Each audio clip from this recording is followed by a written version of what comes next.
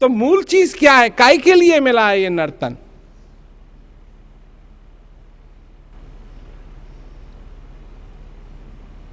ये तो भूल गए। अब ये करना चाहिए, वो करना चाहिए, अब ऐसा ये होना चाहिए, अब ऐसा वो होना चाहिए, इन सब चीजों में लगे हुए हैं। और ये क्यों मिला है? क्यों मिला है?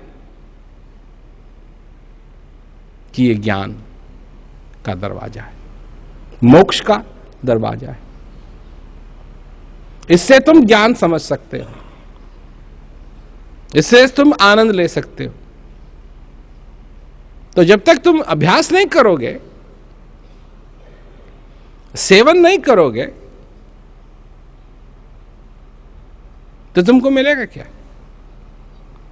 अब कई लोग हैं जो कहते हैं अजय हमको समझ में नहीं आया। अब समझ में कैसे आएगा?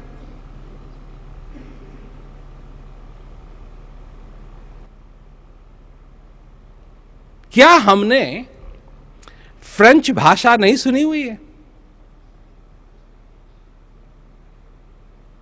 सुनी हुई है। कुछ शब्द हम बोल नहीं सकते हैं। क्यों? क्या हमको फ्रेंच आती है? नहीं। कुछ शब्द क्यों बोल सकते हैं और पूरी भाषा क्यों नहीं बोल सकते? क्या हम में क्षमता नहीं है? तो फिर क्या अंतर है? हम बोल सकते हैं बोंजूर, c'est bon, comment allez-vous, merci,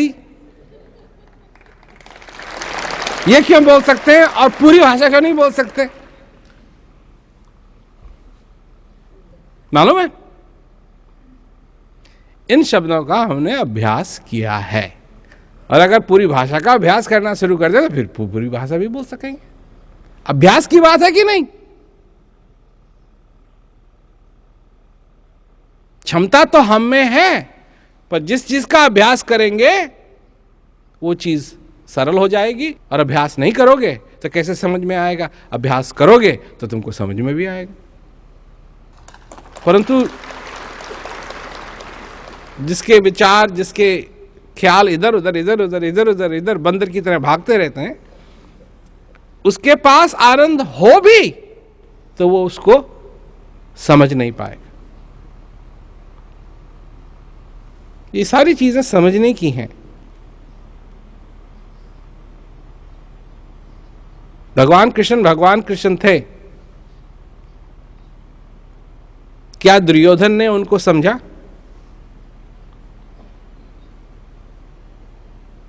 आज भगवान कृष्ण की तस्वीरें बनाई जाती हैं, हाथ में सुदर्शन चक्र है, एक हाथ में शंख है और सिर पे मुकुट है, तेज है, प्रकाश ही प्रकाश है। नहीं देखिए तुमने?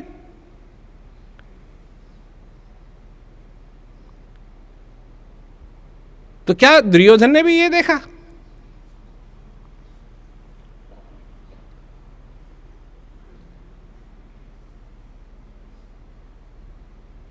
बल्कि दुर्योधन ने तो ऐसी कोई चीज देखी ही नहीं भगवान कृष्ण में जो उसे अच्छी लगे। एक तरफ गोपियां उनके पीछे भाग रही हैं, दूसरी तरफ दुर्योधन है जिनको दिखाई नहीं दे रहा है कुछ भी, वो प्रभावित नहीं है। और अर्जुन,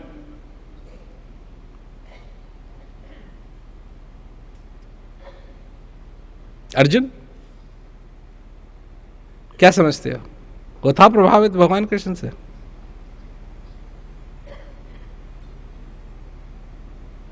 था या नहीं था?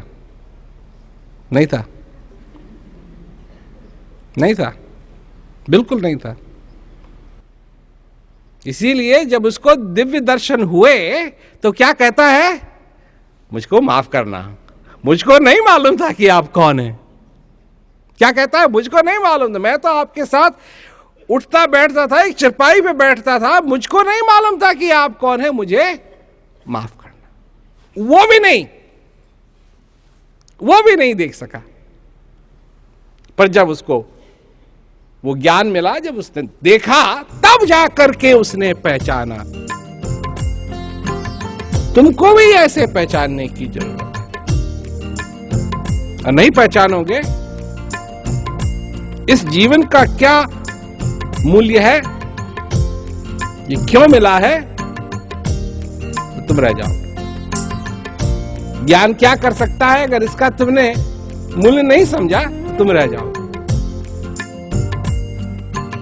तो भक्ति सरल है, इसके लिए भक्त बनना है, और भक्त बनना भी बहुत सरल है। क्यों? कि जो इस सुलझाई हुई जिंदगी को जिएगा, उसके बाद आनंद ही आनंद है, क्योंकि आनंद का भंडार तुम्हारे अंदर है। ज्ञान तुमको उस चीज तक ले जाता है। एक आदमी आया था प्रोग्राम में, तो बड़ा खुश हो गया वो सत्संग सुन के। उसने कहा कि पहली बार जिंदगी में मैंने एहसास किया है कि किसी चीज ने मेरे हृदय को छुआ है। उसको यह भी नहीं मालूम था कि हृदय को छूना कैसा लगता है। बड़ा खुश हो गया वो। मैंने कहा कि अच्छी बात है, लोग सुनते हैं, लोगों के जीवन में परिवर्तन आ रहे हैं और आनंद ले रहे हैं। प्रेम तो हमारा तुम लोगों से पहले ही सही है।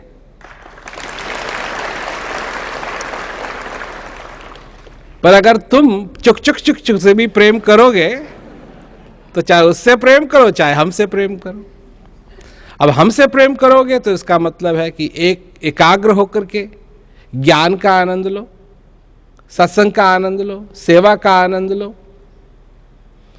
जीवन में तुम जिंदा हो, इसका आनंद लो। तुम्हारे अंदर वो स्थित जो दिव्य शक्ति है, उसका आनंद लो। हम तो आनंद की बात करते हैं, पर अगर तुमको प्रेम है चुक चुक चुक चुक से, तो मैं क्या कर सकता हूं? सारे काम, सारे चीजें प्रेम और प्यार से हो सकती